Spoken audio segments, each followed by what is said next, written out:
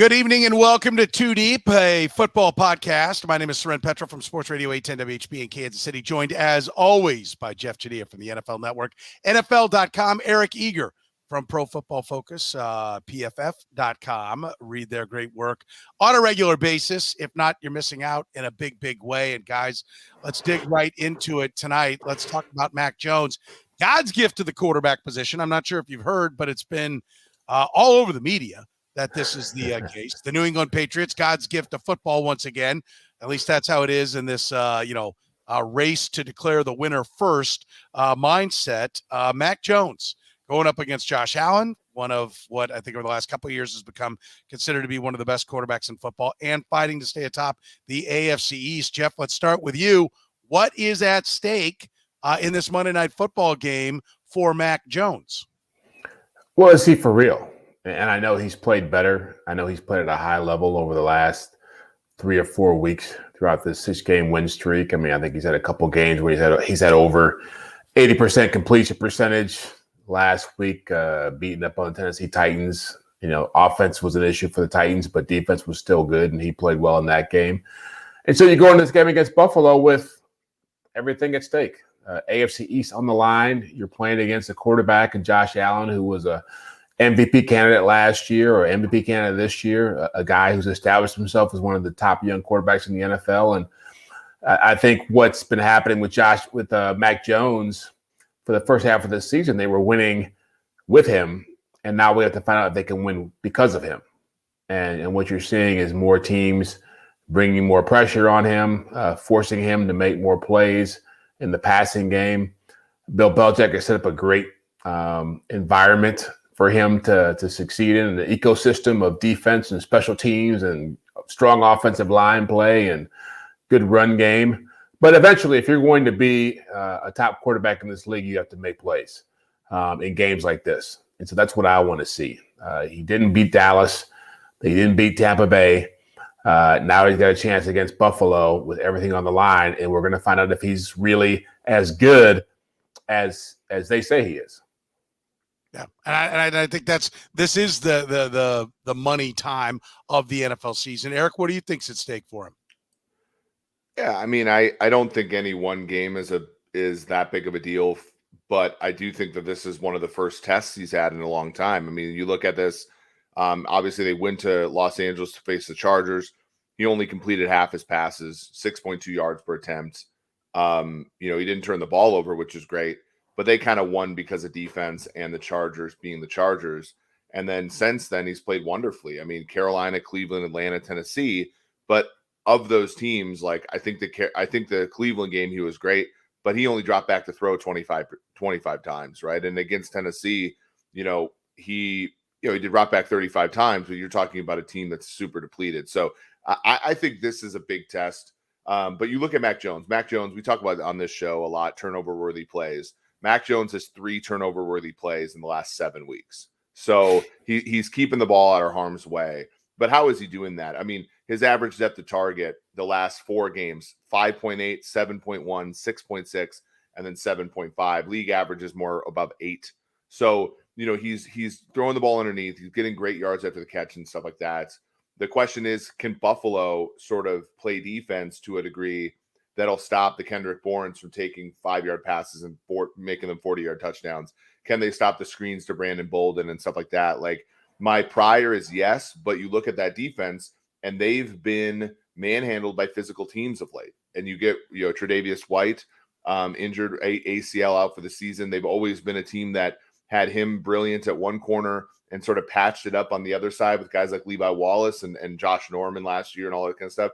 Do they flare up in the secondary because they don't have Trey White? I think there's a lot of great questions here. The interesting thing now, you've seen this point spread. I bet New England at +3.5. It's now 2.5. Total on this game is 43. There's a chance of snow. I think this game is in the teens, and I think that's exactly where Belichick wants it. And I think Mac Jones is going to play the type of game that you can win in the teens. Yeah, and listen, we saw the early Tom Brady career look like Mac Jones' career. Let's be honest. I pulled some numbers. I talked about this on the radio show today. Andy Dalton went 9-7 as a rookie, threw 20 touchdowns and 13 INTs. Right now, Mac Jones has 16-8. He's 8-4. He's on pace to finish in a 16-game season, 21-11, really 21 plus and 11. In a 17-game season, about 23-11 is what he's on pace for. So those are very Andy Dalton numbers. But Tom Brady in his first year, 18-12, right? In 14 starts, he went 11-3. So, like, there's still so much to be determined as to what this guy is. I know we talk about it, and we joke about it, that there's this race to go ahead and define who the guy is. But in reality, there's still a lot of football to be played, a lot of learning to be done. I think we may find out, maybe not in this game, Jeff, but certainly in the next three, where they go not only just at Buffalo, but at Colts and then home for Buffalo in the next three games. We find out whether or not he's ready to win now. And to this point, no rookie quarterback has ever been ready to take his team to a Super Bowl. It's never happened. Well, that's the real big question here, right? He's venturing into uncharted territory when it comes to first-year quarterbacks. And I agree with you. I think we're very quick to take a lot of nice stats and a lot of nice wins or winning streaks and say, well, the quarterback's amazing. He's the next big thing. And in reality, a lot of factors go into that. And he may very well just be the next Alex Smith, for all we know. Like a really good game manager who's able to win you some games, but when it comes to the big stuff, is a little bit hindered. And so, yeah, I'm not so quick to throw bouquets at him, to use a Bill Belichick phrase.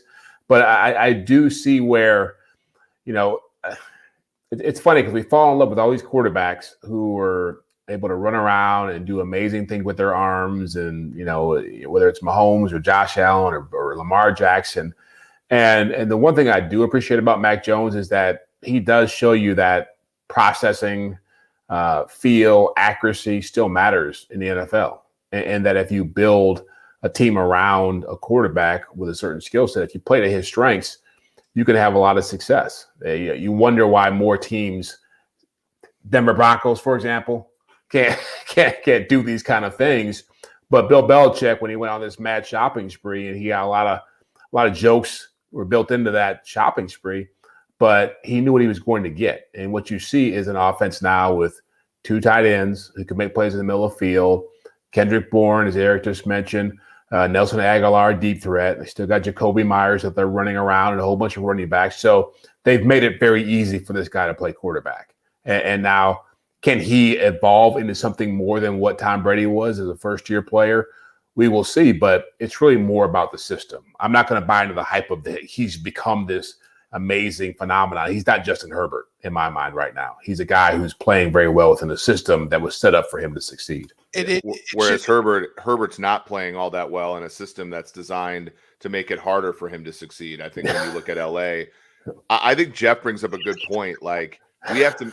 Can we take just a moment to appreciate that line? I know dry is your approach, Eric. It's as dry as it gets, but like, that's a quality line. You really, like, in a system that's designed for him not to succeed. Is that really your view of Charger offense? Yes. Look, the Chargers play the Bengals this week. We're going to be rooting for what I call honorary Chiefs and Joe Burrow and just Jamar Chase and all them as Chiefs fans. Everybody talked about Joe Burrow's arm and how it's prohibitive. And Joe Burrow has an 8.7 basically average depth to target, and Justin Herbert has 7.3. Joe Burrow, when he drops back to pass, on average is throwing the ball 1.5 yards further downfield than Justin Herbert, who has, everybody believes, the better arm of the two guys, right? Like, this is malpractice on the part of the Chargers, right? And so I think when I look at that, like, that is not set up for him to succeed. And you look, and that's a point. Like, when you look, Jeff's like, well, why can't every other team sort of like do this for their rookie quarterback? Well, I think part of the reason is like this New England Patriots are picking 15th for a reason, right? The Niners are picking third, and they're depleting their reserves, right, to go up and get Trey Lance at 3. The Jaguars suck, and they're going to give Lawrence nothing because that's why they're the worst team in football. The Jets are similar, and it's why when you look, like, none of these things are linear, right? In year one, 2018, right, the last time we had a big quarterback class, Baker Mayfield was the best guy in year one. right? Year 2, it was Lamar Jackson. Year 3, it was Josh Allen. This year, the only thing I know is it's not Josh Rosen, like that. So I agree with Jeff. I think like I think Mac Jones is encouraging. Does that mean he's good? I don't know. Like I think he's encouraging. The other guys are not even encouraging right now, which is, that's something. Whereas I think Pat in 2018 was good, right? Like there's a difference. When I grade them on like bad, encouraging, good, I think Mac Jones is the only one of these guys who's encouraging. Yeah, the bottom 5 in QBR, right? 32 quarterbacks are ranked. I'm just take this off ESPN's list here. The bottom 5. You ready? Number 5. This is getting worse, so they get worse. This is 5th, and then worse going down. So this is like 28th if you want overall in QBR. Trevor Lawrence. 29th, Davis Mills. Hey, let's get a little love for the guy who didn't go in the first round. There's another rookie in there. 30, Jared Goff. If you're Jared Goff's agent, it's time to really. Jeff's face is that of a Lions fan right now. Right. There's no surprise there. That's what Lions quarterbacks do. They live in that territory. We always have Scott Mitchell 95 to look back to. Though. That's right. Wasn't there 10 minutes of what was it? Was it Eric Kramer or? Can't remember 95, both Eric Kramer and Scott Mitchell went bananas stats wise. That was the one year. 31 Justin Fields and 32 Zach Wilson. And by the way, I'll raise my hand. I'm ready to undo my apology about the Chiefs defense prediction, but I maintain I still think, although I'm weakening my stance, I think Zach Wilson's the best of these quarterbacks, and he's hard to watch. Although I did bet against George, I bet the Jets +3 against the Houston Texans, and they did win last week. So strong.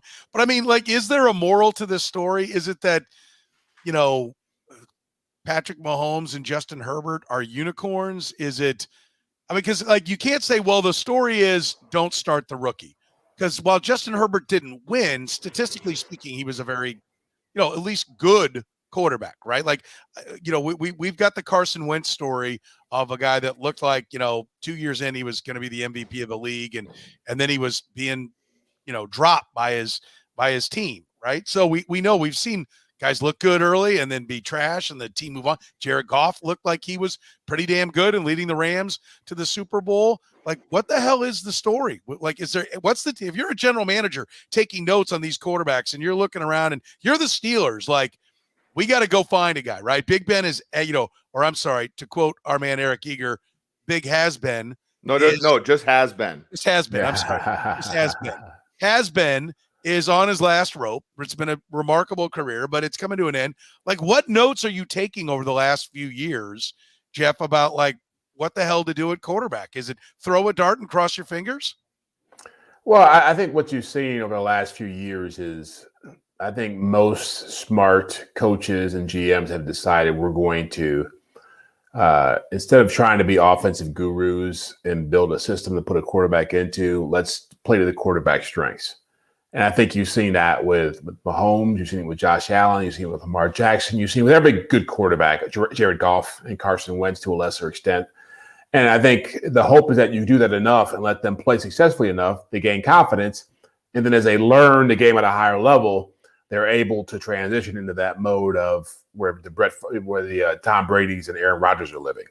And so I think what you're seeing is just once these guys get past that first challenge of let's just try to find a way to succeed in this league and teams start to figure out what they're doing, it's becoming much harder to push them past that point. And it's one of my concerns, and you saw this with the Colts the other day when they played the Buccaneers, is that there's just too many offensive coordinators who fall in love with the idea that they are amazingly creative and innovative and that their quarterbacks can do whatever they want. And with the Colts, I mentioned them. They had a 10-point lead against the Bucs, had Jonathan Taylor, an MVP candidate, in the backfield, and they threw 27 straight passes. And then wound up losing the game, the lead and the game in the process. And so what I see more so is that my takeaway is that every young quarterback in this league, no matter how gifted, how talented, how successful, is going to go through a rough patch. And so how they go through that rough patch, how teams respond to that rough patch, and where they go after that is going to dictate who's going to be the next Tom Brady or Aaron Rodgers. You can't decide that in week one, in year 1, year 2, or year 3 anymore. It's a process, and they all have to go through it.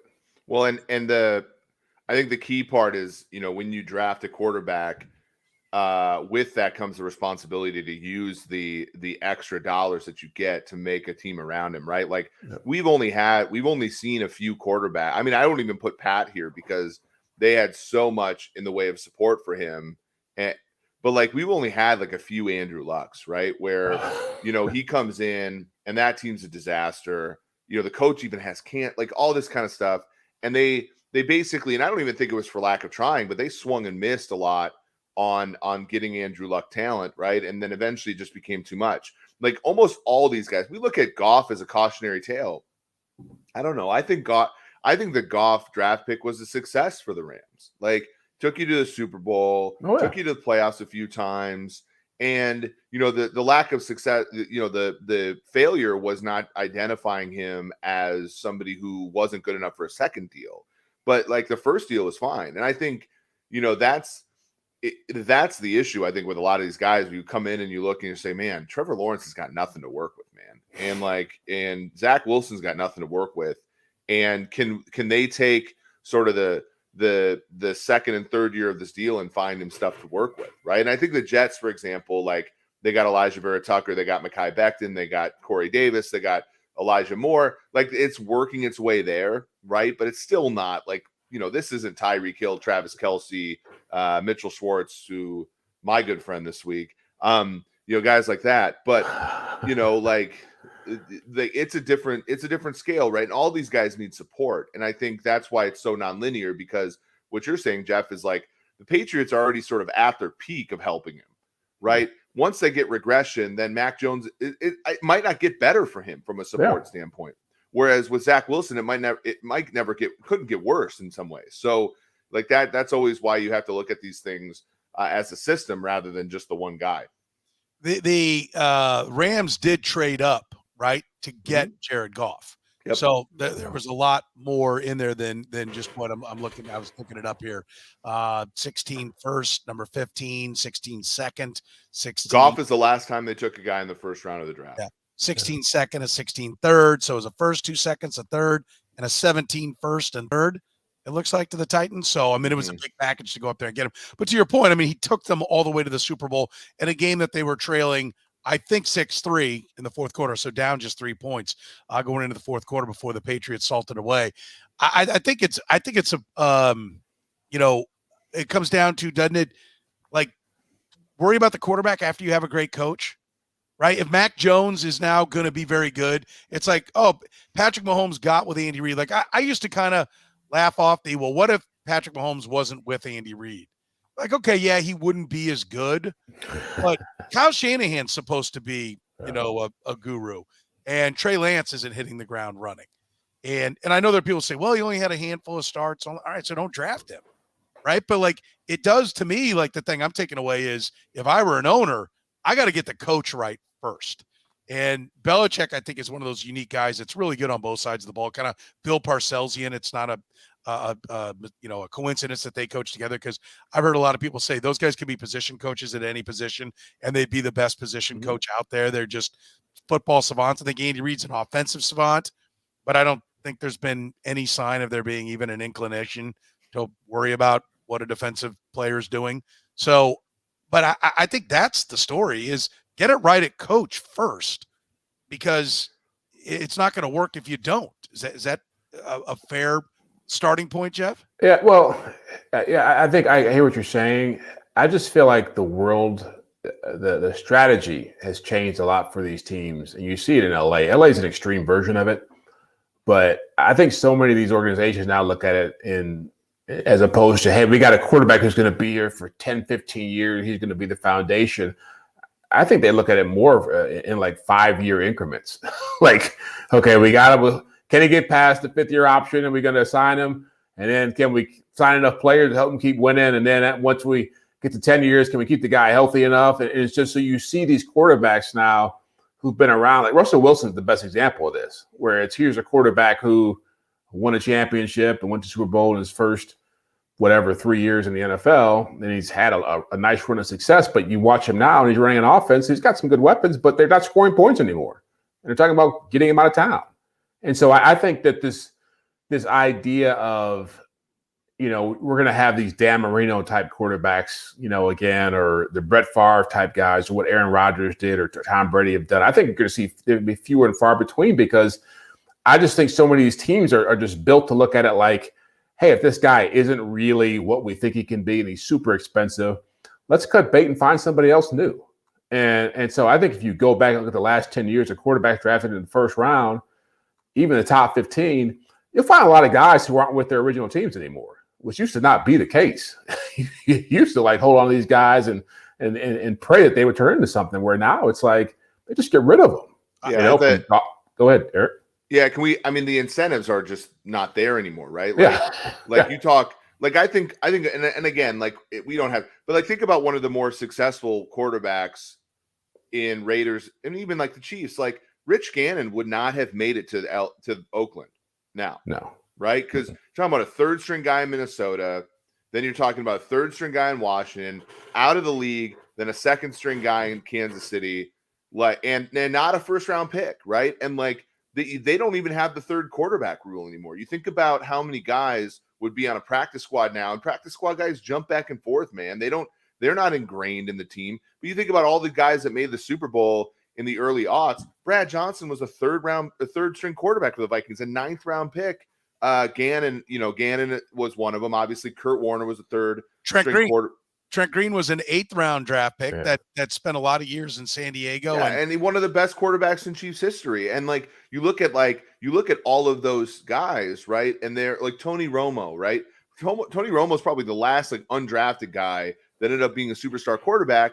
And that's because there was an incentive to keep the guy on the roster. You don't even get to dress that third guy anymore. Most teams just keep the guy in the practice squad, which those guys, they're barely protected anymore. And part of that is also with the CBA too.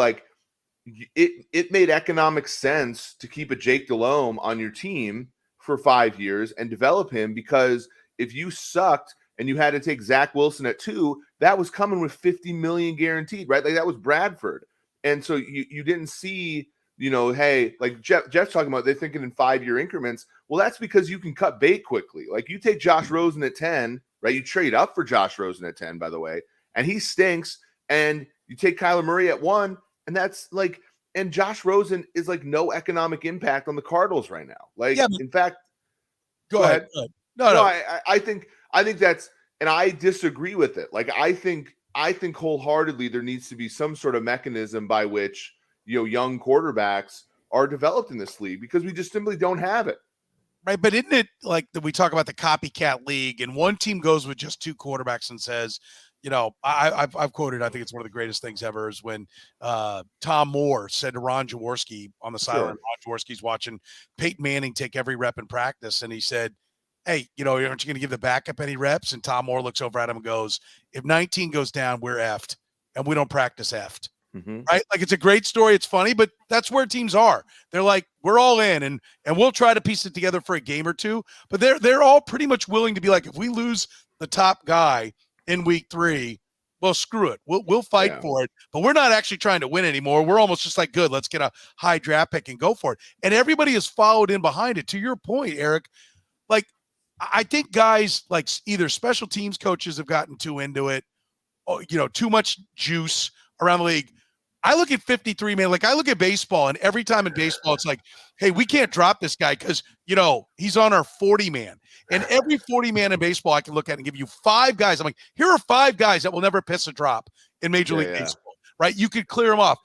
51, 52, 53 on this roster. These coaches act like this is this golden child. I mean, what will we do if we don't have, I'm trying to think. Well, there was the one year.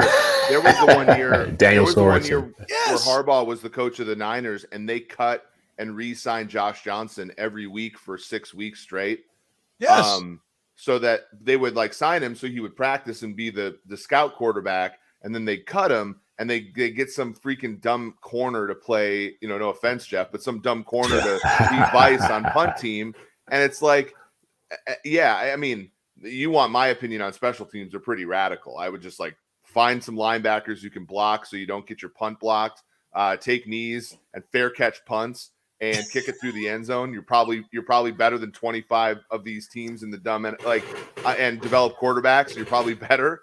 But yeah, and you look and like, I'll say this, man, like, I'm pretty sure the Arizona Cardinals are pretty happy they got Colt McCoy, and as a Chiefs fan, and again, like this is kind of silly to say because like they signed Matt Moore off the street literally. So this is maybe an example of where we are as a league, but like, I'm pretty happy the Chiefs have Chad Henne and Matt Moore, because I don't think they make the Super Bowl in either season without those guys playing competent backup quarterback, right? If they throw that Shane Bouchel guy out there in the playoffs against the Browns, I'm pretty sure he pisses his pants, these are interesting things. And I think like when we go back and ask ourselves like, well, why is the league the way it is? And why are there penalties? Why are some of these NFL games unwatchable sometimes? And it's because of some of these rule changes that make it hard to develop players. And I know, even somebody who's been following the league longer than me, it's like back in the day, man, these backups were good players. Yeah. Brad Johnson would be Matt Moore today. Yeah, exactly. If he's lucky. Yeah. Right. Cause like I remember the 93 Vikings had Jim McMahon, which this is hilarious. Jim McMahon, Sean Salisbury, Gino Torretta. Brad Johnson was fourth string on that. They kept four quarterbacks, and this dude's a Super Bowl quarterback. And how about the Green Bay Packers with Brett Favre, Mark Brunell, and Ty Detmer, and Ty Detmer and Kurt Warner? Yeah, right. As the NFL Europe quarterback. Think about how many, and I it's part of it's Mike Sherman, but think about how many quarterbacks who eventually started games in the league were backups by Favre. I mean, JT O'Sullivan, Aaron Brooks, Matt Hasselbeck, Kurt Warner, Ty Detmer, Mark Brunell, Brett Favre. Brett Favre was a backup. They traded a first-round pick for him to back up Don Mikowski. Like the investment at that position is way. I mean, we're just taking way more high swing or high leverage gambles now at the position than we ever have been. I mean, Ron Wolf traded a first-round pick for a previous year's second-round pick who drank his way out of Atlanta. Right? Couldn't start over Chris Miller. And, he's one of the best quarterbacks of all time. I mean, like, that's not going to happen anymore. Like, the closest thing we have is like Taylor Heineke, right? Which is a pretty, it is the closest thing. But where was Taylor Heineke? He was taking partial differential equations in December of last. He wasn't even on a team. The fact that he is decent is just dumb luck. Yeah, they ran the story where he said he thought his career was over last year. Like he was ready to move on from football. But that last thing on the quarterbacks, though, doesn't that mean when everybody else is zigging, it's time to zag? Mm-hmm. And that if a team would invest in the quarterback position and not have to keep, like the team I cover, the Kansas City Chiefs, Marcus Kemp for like 6 years on your roster and think that like this is the key to a championship, is Marcus Kemp covers kicks so well that he's got to be there when like his one – I think he's been targeted twice, and one of them went off his helmet for an interception as an actual offensive player at receiver. But doesn't that mean like at some point shouldn't a Bill Belichick or somebody be investing in it? And isn't there another? Drew Brees is maybe a bad example because he was actually the 32nd pick. He was a second rounder, but that was before the Browns had kicked back in, and so he was the first pick of the second round. So when you're going out and signing Drew Brees, there was a bidding war between the Saints and Dolphins. But I think, is he the last quarterback to win a championship? Peyton Manning, which was a high dollar expenditure. But is there a guy is Rich Gannon the last guy to come from oblivion on a different team than he first broke in with to make the Super Bowl? And doesn't it mean with so many guys that there has to be those guys out there if somebody would just invest in them? Well, I mean, we look at college football this Sunday, like that guy for Western Kentucky, Zapp. I mean, he's never going to be drafted by anybody. But like he could throw for like 40. If people don't know, the kid's thrown for like 46 touchdowns and like 6 interceptions. Yeah, I mean as a Heisman voter, I'm really trying to find Kenny Pickett. I mean, Kenny Pickett's Kyle Orton to me, right? Like no one's going to be like, oh, I want Kenny Pickett in round 1, but he's like probably going to be a competent quarterback at the NFL level. Yeah, to me, listen, my soapbox is to have a minor league. Like that's the key right there. Yeah. So quarterbacks can play football. Yeah. And it's great that they're in meetings and they get some practice reps and they get some training camp reps, but like how this league does not understand how much better the product could be. It's because they're making so much money It's like literally, that's dumb. it's raining cash. And the fact that they're holding a fork out there is irrelevant because there's still so much cash to be caught with a fork in the rain that it doesn't matter. They're not going to go to the minor league and develop the quarterback. Well, the USFL is coming in April, Soren. My Houston Gamblers. I honestly, like, you think about even that, like the AAF gave us, the AAF gave us what's a backup quarterback? There are a couple backup quarterbacks, right? The XFL gave us Philip Walker. Like even that, right? Like where some guys who are traditionally overlooked, like we end up seeing them play, and like we see that they can play. I agree with that, and I just, to me, it's your point, right? Like the NFL is making money hand over fist, so they don't feel like they have to invest in the product, but they should be, right? Yeah. They should be. They should be tremendously. Antonio Brown suspended for 3 games. 2 other Bucks also suspended. Fake vaccination cards. First of all, I find it outrageous when your head coach goes to a podium and an organization sits up there and, acts insulted by the fact that a story would be written. Like it clearly, politics has infected sports, that if you don't like something that's written, you just claim that it's it's fake news. It's an unfalsified story. And of course, because people love the NFL and Bucs fans love the Bucs, there will be no ramifications for the ignorance and lies that were thrown around out there by the Tampa Bay Bucs. First of all, is a 3-game suspension the right amount, Jeff, for Antonio Brown? Should it be more? Should it be less? What should the penalty have been? We're in such uncharted territory with this stuff. I was fine with it. I thought 3 games was sufficient, given that what Aaron Rodgers was lying about it and got a $15,000 fine, whatever it was he got. So yeah, I didn't have a problem with it. I thought it was accurate, appropriate. But I do fear that there's more out there than we think with this kind of stuff. I find it hard to believe Antonio Brown and these other 2 guys were the only 2 people in a league full of 1,500 players who decided to go the fake vaccination route. And I'm just mystified just by, this is a game that's just built on teamwork and sacrifice and all these values that get espoused all the time about the importance of, playing for the team, all for one for all type stuff. And it just shows you that Dallas Cowboys tonight, their best receiver, Amari Cooper, is finally back in the lineup. And for 2 weeks, he was nowhere to be found because he didn't want to get a shot. Aaron Rodgers, we saw that with him. It's just, I guarantee you, we get in the playoffs, this is going to be a huge issue because there's probably a lot more guys out there that we don't know who have done this kind of stuff who are going to get busted. That's just how it's going to go down. If it were Tom Brady, what would the penalty have been? Oh, it wouldn't have been 3 games. It probably would have been a lot less. But I mean, obviously Antonio Brown has a history with the league and has done a lot of crazy stuff. And what did the other 2 guys get? By the way, what happened to those 2 guys? I didn't 3 games for Mike Edwards. Yeah. What was it? 3 games for Mike Edwards. Okay. I mean, I agree that I think 3 games is enough to be like, get your shit together for all these other players, right? The NFL, whenever this virus comes up, everybody has their opinions. But I would say this is the NFL sort of pointing there. This is the NFL saying, look, this is real. We are not going to miss games this year. We are not going to mess around with this thing this year.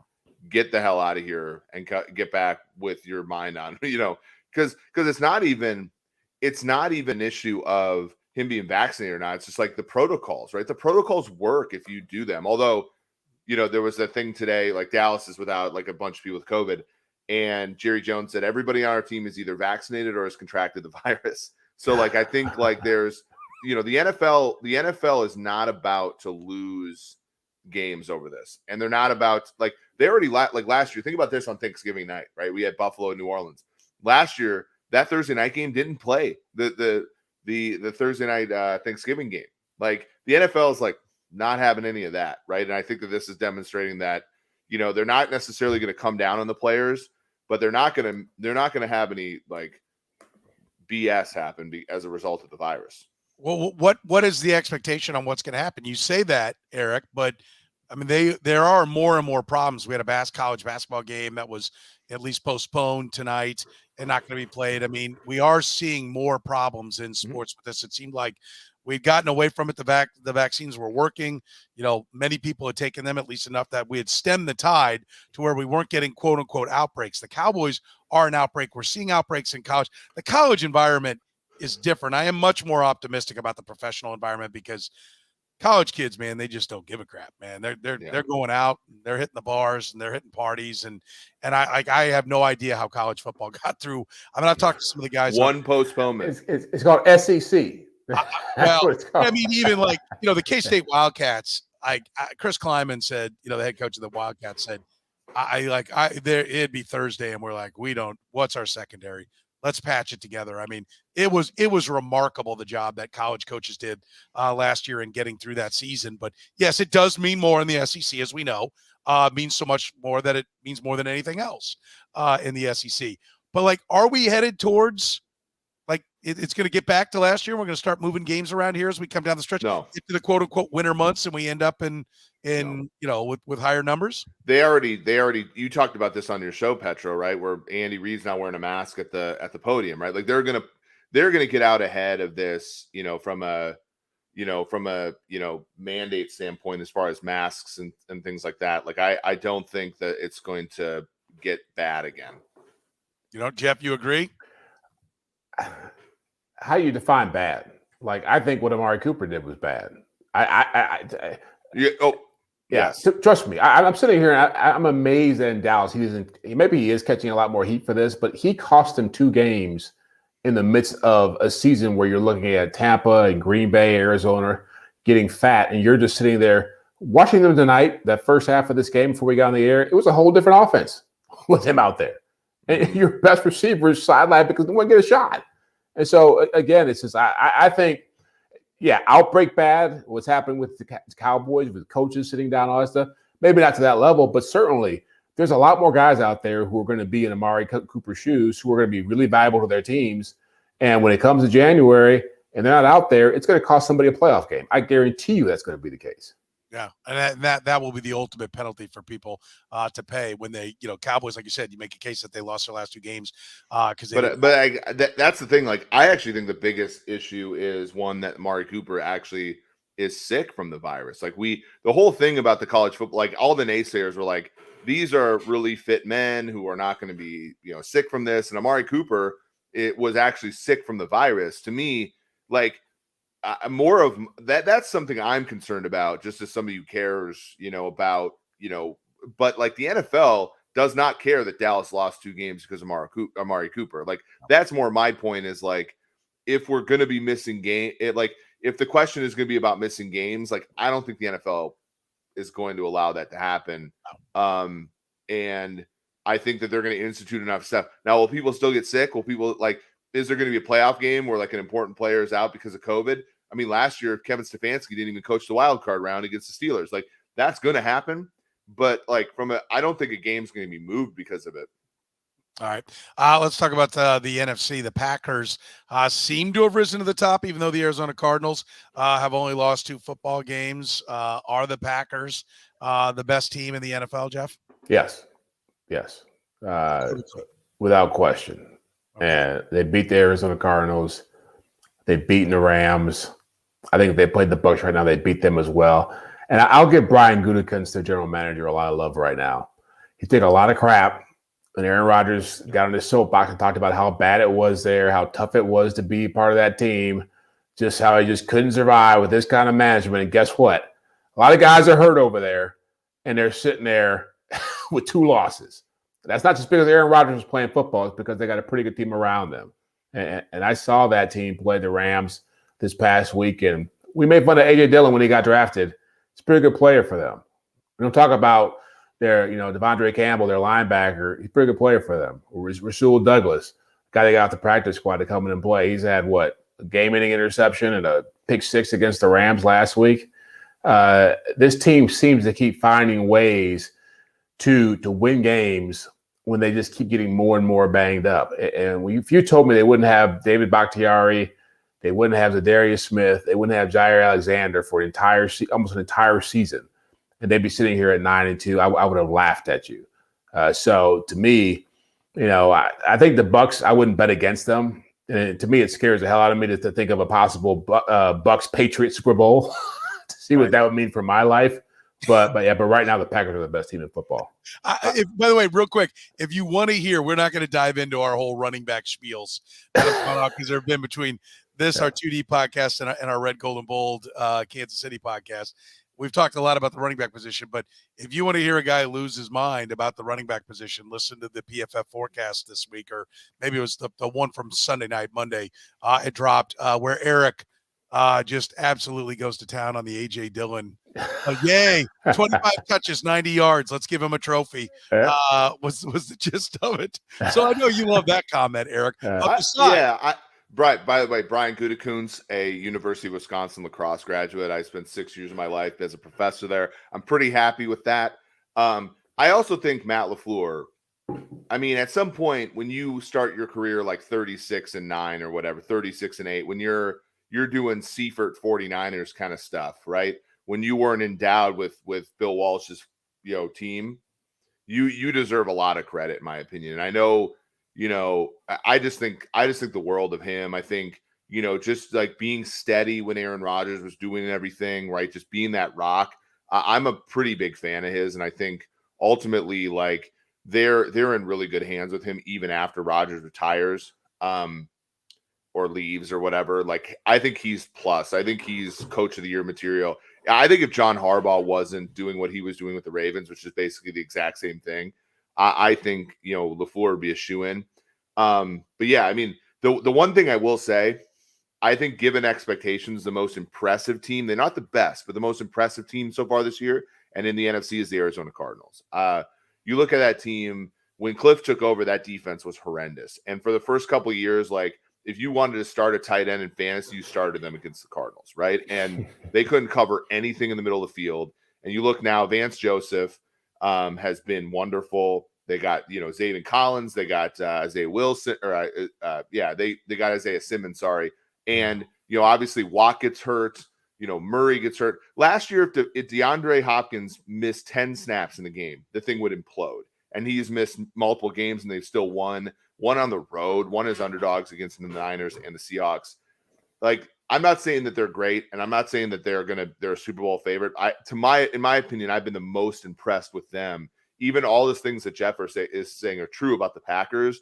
I've been more impressed with the Cardinals given everything they've had to go through. Yeah, they've been through a lot. The Packers have been through a lot of injuries as well, as Jeff pointed out. I think that needs to be underscored again, that they have battled a lot, not just Aaron Jones. There have been injuries all over the place. The good news for the rest of the NFC West is Cliff Kingsbury will soon be coaching the Oklahoma Sooners. So, right, it'll all be solved. Any progress that's being made will be backed up. Tongue firmly planted in cheek, because just since I brought it up, can you leave a 9-2 team with Kyler Murray, a guy you helped decide to take the number one pick to go to Oklahoma? And if you do, isn't the indication that the Bidwells have gone back to being the St. Louis Bidwells and have become the cheapest people ever? Like, I don't think he really wants to go. I'm sure his agent is talking to them to try to get him a raise, because there was, that's what this is about. And if you're the Cardinals, you have to pay him now, don't you? Yeah. I mean, look, everybody should be thanking Mel Tucker and James Franklin for the state of college football salaries right now, because they're going through the roof every week. And do I think Cliff Kingsbury will leave the Arizona Cardinals for that? No, I don't think he's going to leave Scottsdale, Arizona as a single man to go live in Norman, Oklahoma to coach a college football team and recruit 17-year-old kids anymore. But they will throw a lot of money his way. I think Ogeron would. Yeah, or Les Miles. Les in a hurry, right? I mean, Urban Meyer's like begging God to be. Petro's waving it off. That's right. I'm just like, the Les Miles thing, who knows I'm going to have to cover in Lawrence, Kansas on down the road. Like, I don't even want to go near that one. Urban Meyer, I said, listen, he might grind his way all the way to to Notre Dame if offered the job. So it looked like that Oklahoma job might be the second thing that's fallen into Urban Meyer's lap this fall. Yeah, I was thinking grinding, man. A lot of different ways to interpret that. I meant it exactly how you thought it. Okay, That's the point. Yeah. But Kingsbury's not going anywhere. If I'm him, there'd be a lot of money on the table for me to get to make that move. What the hell's wrong with the Rams? 3 straight losses. I know it's been well chronicled. Matt Stafford a pick 6 in each of them. Listen, we've seen the Chiefs look down and out. Everybody wanted to bury them early. They've gotten back into the mix and are very much in the playoffs and first in the AFC. Chargers were God's gift at one point. They've tumbled down to now just a game over 500. Is this just the natural ebb and flow of a season, or is there something really wrong in what's going on with the Rams? Jeff, I'll give you first shot at this because I know Eric's going to bomb the Rams here in a second. He's going to bomb the quarterback first. We know that. It's like quarterback first and everybody else after that.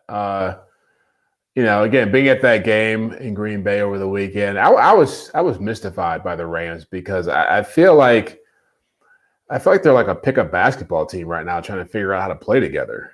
And, it's in a lot of ways when the Chiefs won their championship a couple of years ago, it's always easy to remember the stars, but it's the guys like Mike Pennell and Reggie Ragland and Kendall Fuller who play a huge role in that kind of success as well. And so when the Rams lost the running back, what's his name? I can't remember. Cam Akers. And you lose a Robert Woods. You lose John Johnson. You lose Troy Hill. You lose these guys who are integral parts of your success. There's just one more example of how you just can't always win with stars. It looks great in Hollywood when you can put guys on billboards, but you're not playing the NBA. I mean, you have to have 53 guys who are into playing, and they have chemistry problems right now. There's no question about it. And I don't know if they've got enough people who've been around there long enough to create the kind of atmosphere. I mean, they talk about, Sean McVay got asked this question, who are the guys who are going to step up and help you get through this? He's like, well, Stafford's going to do it, and Von Miller and Jalen Ramsey. He's like, these guys haven't been around for more than a couple of years or less. Like, there's not a lot of invested in there. I mean, Andrew Whitworth has been there, but for the most part, they're a fairly young team with a whole bunch of guys who just showed up with their own agendas. And so I do worry about them because, first of all, the competition is really strong in the NFC. But second, they get pushed around a lot. And that's become, just as with the Bills and the AFC side of this thing, that's become a narrative for them. And they haven't found a way to overcome it. And I know Jalen Ramsey talked a good game about we're too good to be in this situation and guys are upset. But, well, you got to figure it out because the offense isn't as good as it used to be. And the defense is giving up 30 points a game in the last 3 games. And like I know, I said, and I know Eric's got his frustrations with the team operation, the team building, of how the Rams are doing it, and they seem to not care about draft picks at all. And I think that's obviously, we talk about depth, something, Jeff, you talk about a lot. Not having a weakness, something, Eric, you talk about a lot, particularly on the defensive side of the ball. The Rams have that everywhere. But this is what I will caution before people bury the Rams. Not that either one of you guys are, but some people are with it. I mentioned the Patriots 6-game win streak, the opposition 33 and 36.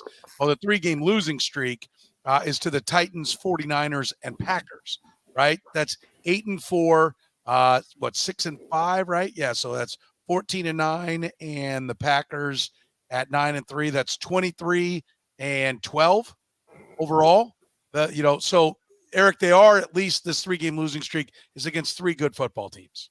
Yeah, and all their wins are against bad teams. I mean, like the first loss was against Arizona at home. That sounds a lot like a team I cover, the Kansas City Chiefs. Look, I'm not like, and I agree. I'm not burying them. They have a Monday night game in Arizona against the Cardinals. They have this week against the Jaguars.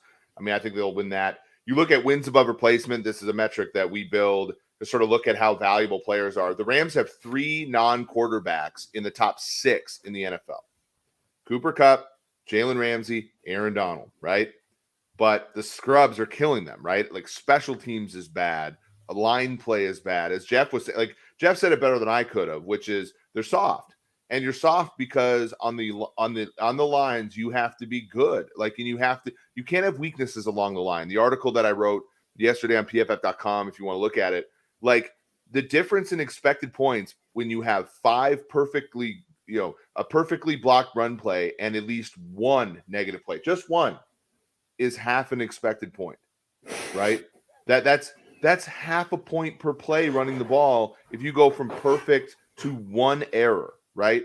And I'm telling you, when you trade first round picks for Ramsey, for second and third, for like, you're just making the likelihood that your left guard can get a block that much lower, right? And like and people wonder, oh, why is it happening this way? Well, that's why. It's the margins, right?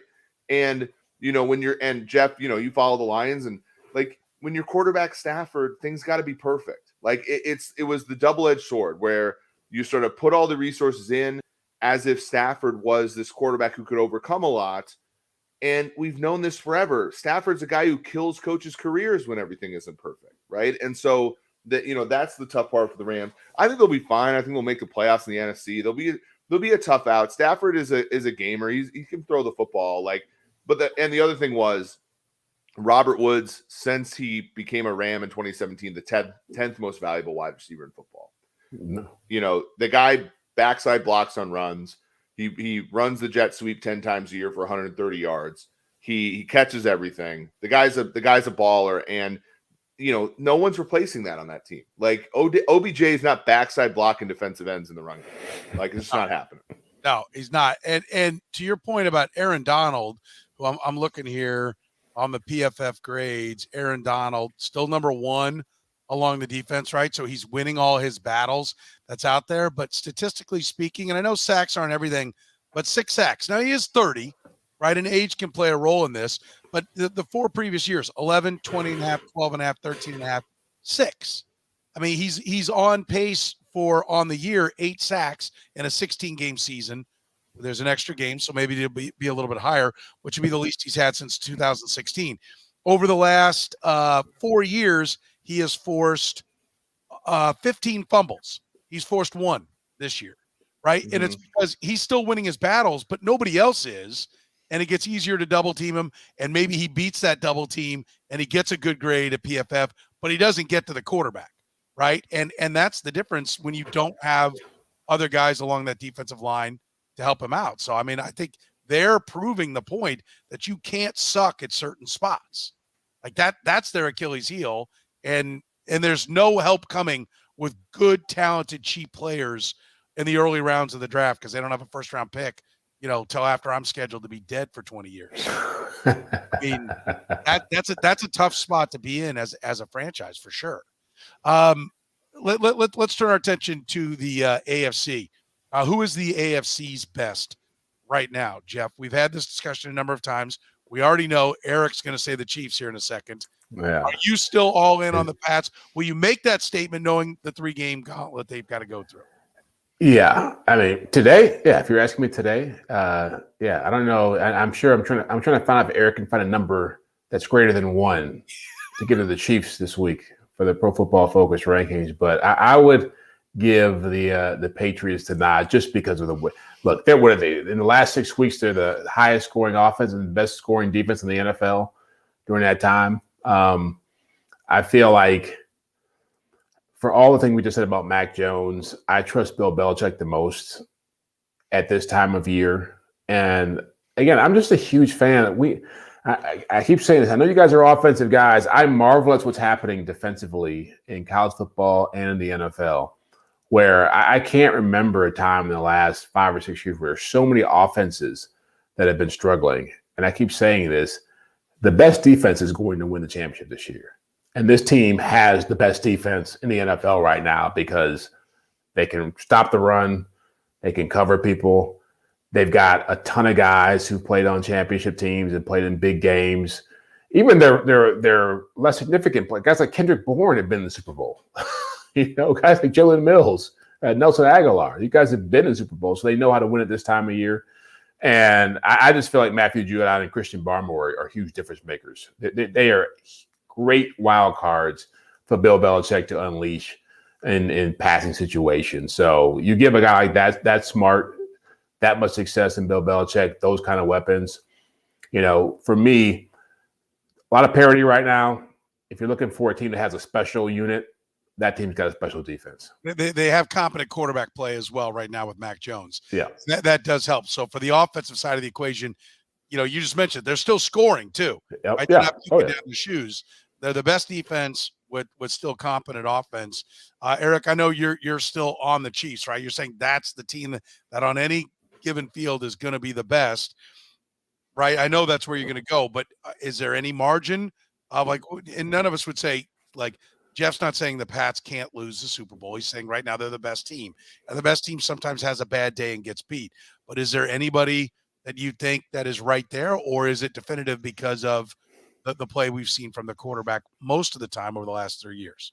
It's not definitive. I mean, my probabilities say the Bills have a 19% chance to come out of the AFC. The Chiefs have a 17% chance. New England has a 16% chance, Jeff.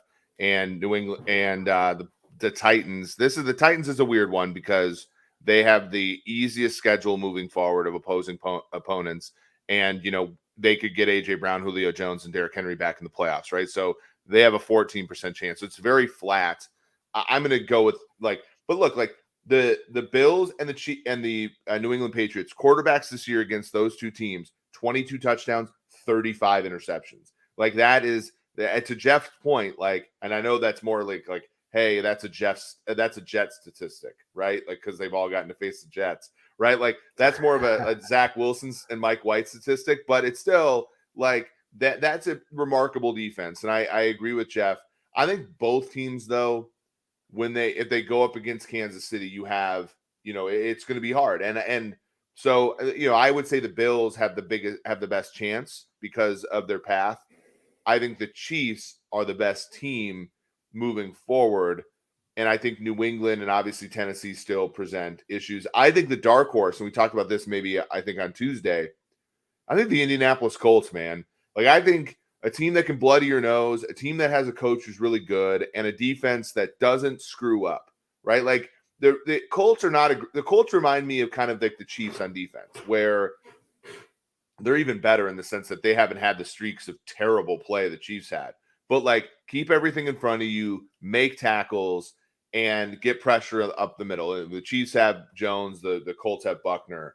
But to me, the Colts are the dark horse in the AFC. I think that if they get in, they're going to be a tough team to beat. Jeff, remind me of our bet. Who were your 4 teams? Because I said I'd take 2, Chiefs and Chargers. The Chiefs Chargers. I took. And Herbert's not playing well, and I said I'd give you 4 teams, not the Bills, because they're good on D. Yeah. And the Pats. I think Pats, Titans, Colts, and was it Browns? No, Ravens, I think, right? Yeah, Ravens. Pat. Yeah. After the Colts at the end. Justin Herbert is not helping me out here with my case right now. I'm really just hanging in there with Mahomes. I've liked the Colts all along. Go back to when they were 0-3 or 1-3 or whatever it was. I said, I still think they're a salty team. And we were talking about some teams that had the Colts on the schedule. And I said, I don't think you can just call that a win. I still think the Colts are going to be good. And I do too, but I don't know if the Colts didn't just dig themselves too big a hole after the Texans, Pats, at Cardinals, Raiders, and then at Jags. They've got 3 of the 5 are tough ones. What's it going to take to get into the playoffs? Because I agree, if the Colts are there, they're tough.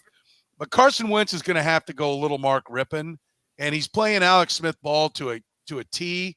I'd say this is like a Schottenheimer Chiefs team, but they're getting Alex Smith quarterback play, which is probably better than almost all the quarterback play that Marty Schottenheimer had with the Kansas City Chiefs. So I think they've got the ability to be better, but they are 6-6. They do find a way to lose games. And the one thing Carson Wentz isn't going to do is ball out over the last 3 minutes when it's okay, we're going to score, we're 2 for 1. You can't play 2 for 1 with Carson Wentz. The defense has got to get a pick. You can play 2 for 1 with some of the other quarterbacks and say, we get down there quick, we'll give up one quick, and we'll get another one quick.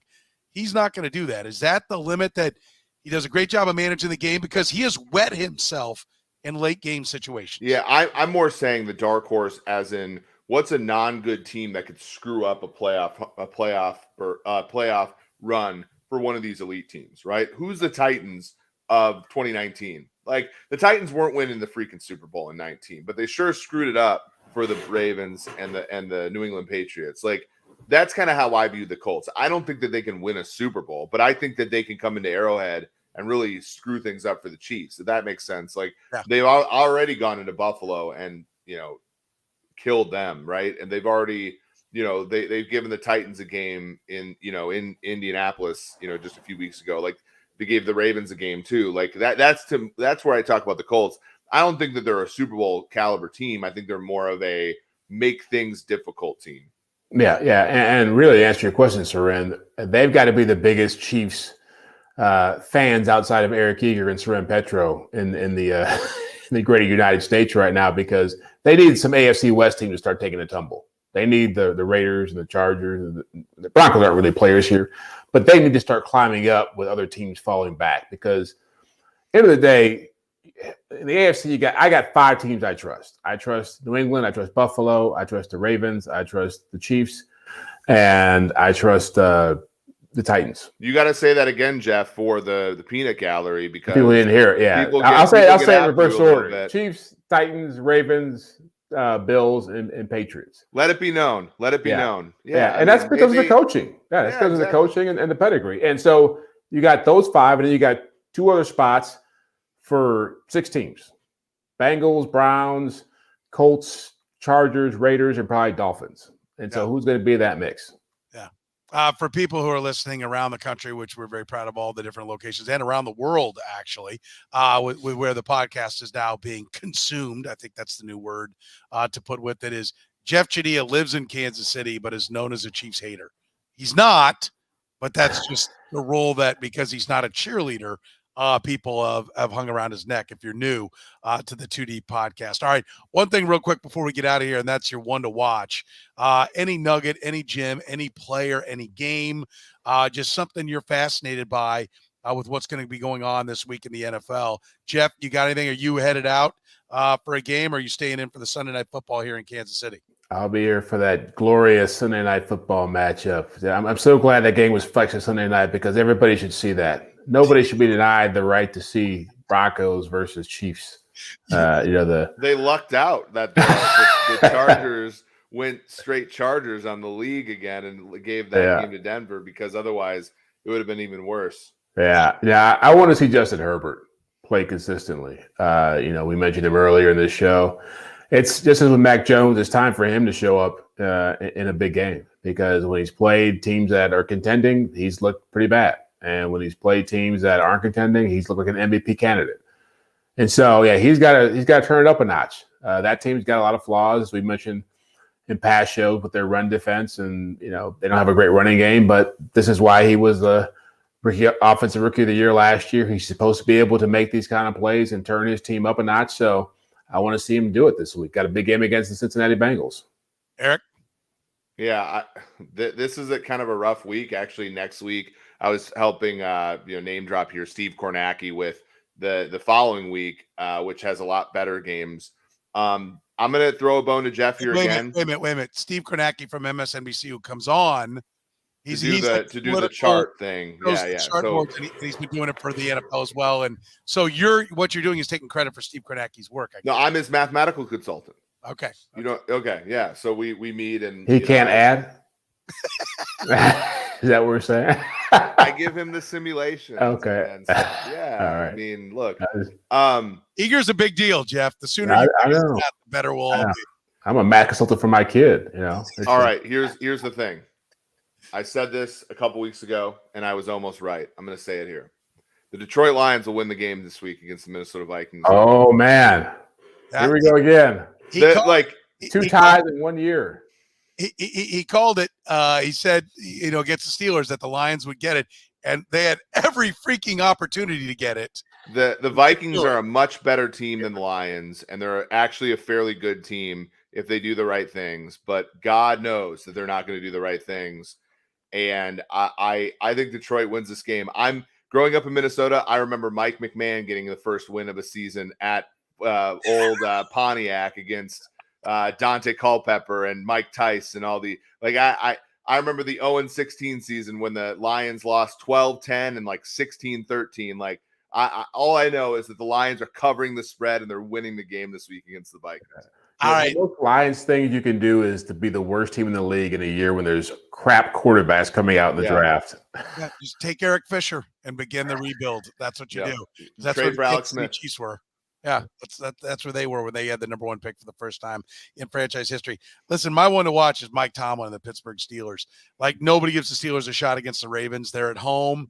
The Ravens, while banged up, and I know we didn't go as deep on them as we talked about. Maybe we'll do more on them next week. But the Ravens are a really good football team. But this matchup is always a classic, and Mike Tomlin just always answers the bell. As soon as anyone's tried to bury him or say that they can't do it, Mike Tomlin is there. He's probably my favorite coach in the NFL, and I know that he's going to work wonders in some way, shape, or form, and this will be a fight. And I love watching Mike Tomlin, the coolest guy in the NFL on the sideline, always at work, and looking forward to seeing what he can do against the Baltimore Ravens in the late game on Sunday. All right, that's going to do it for us here on the 2D podcast. Listen, tell your friends, tell your family, tell your pets. You need to be watching. We stream live on Thursdays with the 2D podcast. You can catch it wherever you get your podcast. Just look for it wherever it is. Make sure you like it. I don't know, heart it, whatever it is, thumbs up, whatever the things are, and tell everybody about it. We love doing the podcast. We've had great feedback, and we appreciate you listening, watching, whatever it is you're doing here with the 2D podcast. Thanks for joining us here. We're back at it on Tuesday with the Red, Gold, and Bold.